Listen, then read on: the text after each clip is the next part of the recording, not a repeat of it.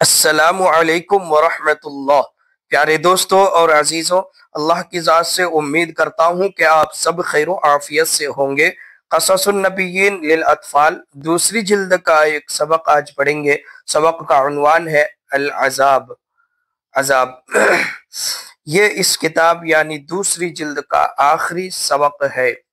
وَلَمَّا عَلِمَ صَالِحٌ أَنَّ النَّاقَةَ قَدْ نُحِرَتْ تَأَسَّفَ وَحَزِنَ جِدًّا، اور جب حضرت صالح علیہ السلام جان گئے کہ بے شک اونٹنی ذبح کر دی گئی ہے، تأسف افسوس کیے، وحزنہ جدًا اور بہت زیادہ غمگین ہو گئے۔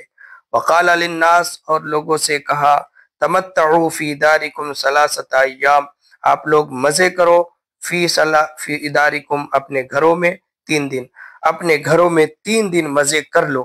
ذالک وعد غیر مکذوب، یہ ایک ایسا وعدہ ہے جو جھوٹا نہیں ہے۔ حضرت صالح علیہ السلام نے ان لوگوں سے اونٹنی کے قتل ہو جانے کے بعد کہا کہ بس 3 دن کے بعد آپ لوگوں پر عذاب آنے والا ہے۔ حضرت صالح علیہ السلام نے کہا کہ پہلے دن تمہارے چہرے زرد پڑ جائیں گے، دوسرے دن سرخ ہو جائیں گے اور تیسرے دن سیاہ ہو جائیں گے، پھر اس کے بعد عذاب آئے گا۔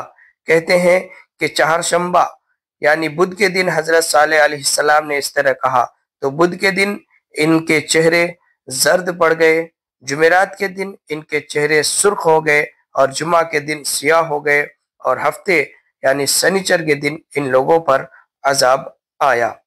وَكَانَ فِي الْمَدِينَةِ 9 رِجَالٍ يُفْسِدُونَ فِي الْأَرْضِ وَلَا يُصْلِحُونَ، وَكَانَ اور تھے فِي الْمَدِينَةِ شہر میں 9 رِجَالٍ 9 آدمی جو فساد مچاتے تھے فی الارض زمین میں، ولا یصلحون اور اصلاح کا کام نہیں کرتے تھے۔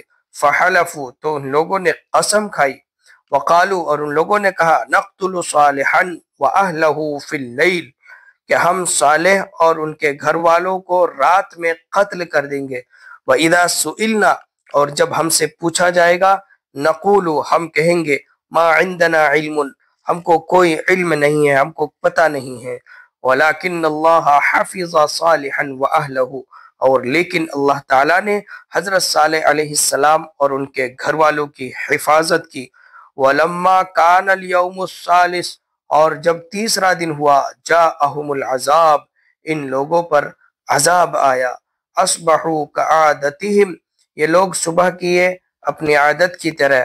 فَإِذَا بِصَيْحَةٍ مَعَ زِلْزَالٍ شَدِيدٍ تو ایک دھماکہ ہوا، مع زلزال شدید بہت زیادہ جھٹکے کے ساتھ، صیحۃ تفطرت منها القلوب ایسا چنگھاڑ، یہ صیحۃ کے معنی چنگھاڑ، دھماکہ، زوردار آواز، صیحۃ ایسا دھماکہ کہ جس سے دل پھٹ گئے، وزلزال تہدمت منه البیوت اور ایسا زلزلہ کہ جس سے گھر گر گئے۔ وَكَانَ يَوْمًا عَلَى ثَمُودَ شَدِيدًا اور وہ دن قوم سمود پر بڑا سخت دن تھا، قوم سمود کے لیے وہ بڑا سخت دن تھا، عذاب کا دن تھا۔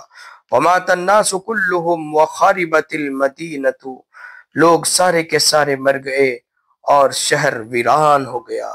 وَهَاجَرَ صَالِحٌ وَالْمُؤْمِنُونَ مِنْ تِلْكَ الْمَدِينَةِ الشَّقِيَّةِ وَمَا يَصْنَعُونَ فِيهَا حضرت صالح علیہ السلام اور مومن لوگ اس بدبخت شہر سے ہجرت کر گئے۔ وَمَا يَصْنَعُونَ فِيهَا اور وہاں کیا کرتے، اس شہر میں کیا کرتے تھے، کیا بھی کرتے تھے۔ وَخَرَجَ صَالِحٌ وَهُوَ يَنْظُرُ إِلَىٰ قَوْمِهِ حضرت صالح علیہ السلام نکلے اور وہ دیکھتے تھے اپنی قوم کو، وَهُمْ أَمْوَاتٌ کہ وَهُمْ أَمْوَاتٌ اس حال میں کہ وہ مرے ہوئے ہیں۔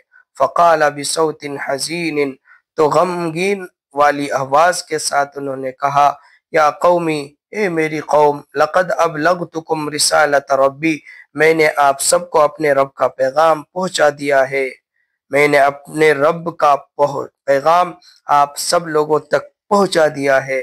وَنَصَحْتُ لَكُمْ اور میں نے آپ لوگوں کو نصیحت کی، آپ لوگوں کے ساتھ خیر خواہی کی۔ وَلَكِنْ لَا تُحِبُّونَ النَّاصِحِينَ اور لیکن تم لوگ خیر خواہی کرنے والوں کو پسند نہیں کرتے ہو۔ وَلَا يَرَى الْإِنسَانُ الْيَوْمُ هُنَالِكَ إِلَّا قُصُورًا خَالِيَةً وَبِئْرًا مُعَطَّلَةً، اور کوئی انسان آج وہاں نہیں دیکھتا ہے مگر خالی بلڈنگیں اور بیکار کنویں۔ وَلَا يَرَى إِلَّا قُرًى مُوحِشَةً لَيْسَ فِيهَا دَاعٍ وَلَا مُجِيبٌ، اور نہیں دیکھتا ہے مگر ڈراؤنے گاؤں کہ جس میں نہ کوئی بلانے والا ہے اور نہ ہی کوئی جواب دینے والا۔